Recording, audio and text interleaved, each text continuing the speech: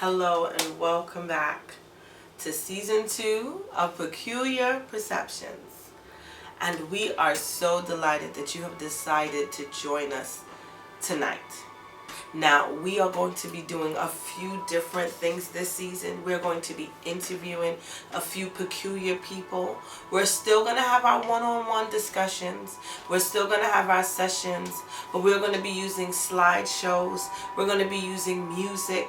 We're going to be using a whole bunch of different things that we use to encourage ourselves. Our topics are going to be focused, and we are really focusing on the topics that matter to peculiar people, like succeed. Well, what is succeed? What is it to succeed? What is it to have a conversation and communicate? Understanding. What is understanding? How do we get to the next step in our life? How do we move people with what we do? If you want to inspire people just like I want to inspire people, if your focus is to empower people, how do you do that when you yourself are going through adversities, when you yourself are going through tough times? How do you take those tough times and turn them into tools that you can use to impact someone else's life? How do you do that? We are going to discuss that this season. We are starting today with the topic success. What is success? Embracing success. And my question is, have you decided to succeed? What is success to you? And I bring this topic up because I'm dealing with it. So everything that I deal with, I like to share. I like to be transparent. And I'm transparent in an effort to bring you into a circle and into an understanding where you can succeed, where you don't have to feel like you're the only one going through what you're dealing with in life.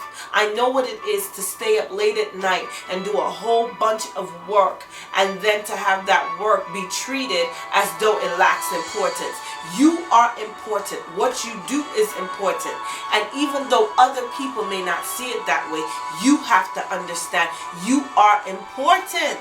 What you do is important, and you are going to succeed. But it starts with you deciding to succeed. You have to make the decision that no matter what comes your way, no matter what the adversity, no matter what the problem, you decide to succeed.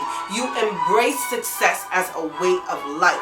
You embrace it as a way of thinking. This is not something, some big thing that's going to happen one day. No, success is the journey that you consistently stay on, pushing to reach that bigger goal, whatever that may be. Embracing your why, putting it on like the S on your chest, and fly with it. That way you don't have to sit in a mindset where you're bombarded with negative thoughts, as opposed to being embraced with positive thoughts and positive emotions about what you do. Successful people don't sit down and wait for things to be right. The Bible tells us if we wait for it to be perfect, for us to plant our seeds, then we're never going to plant it. We are never going to plant it. Eric Thomas said, when you want to succeed as bad as you want to breathe, then you will be successful. Do you hear how extreme you have to be? You have to want success like the food that you need to survive. You have to treat success like if you don't have it, things are not going well. Things are not going to work. It can't be something you do fly by night. Yes, I'm a wife. I am a mother. I am a very active older sister. I am consistently volunteering and helping other people consistently. This is not something I do once in a while. But at the same time, my company takes a level of, I should say, priority in my life. So in spite of all the other things I have to do, I still make sure that what I have to do for my business is done. Am I perfect at it? No, that's a lie. I'm not perfect at it. At the same time, I make it a priority. When we paused from season 1 coming into season 2, We made sure that there were certain things that we were going to do differently. There were interviews that we were going to have. There was discussions we were going to have. We have a structure for our topics. All these things. Now, I'm not saying to procrastinate, because procrastination, to me, is just a prison. Procrastination will lead to desolation. Why? Because if you sit down and you find all the excuses in the world, waiting, trying to make things perfect before you move, then you're not going to move. Because it will never be perfect. Failure is a trainer. Failure teaches you things. When you go and you try your best and it doesn't work out, you learn what you did wrong, what didn't work for you. You learn along the way. But if you sit down and you wait for it to be perfect, then you're not going to get it together. At the same time, success is also connected to preparation. So don't get me wrong when I say, okay, we're moving. No, we planned it. We did the best in our planning stage. Would you fail to plan? Yep, better plan to fail. So we made sure we did some planning. We researched as much as we can research. But we didn't stay there. We got back up, got back on the horse, and kept on going.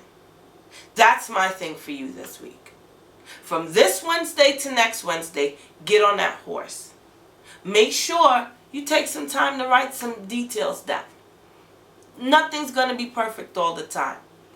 But you'll get better as you go forward. I want to leave this thought with you.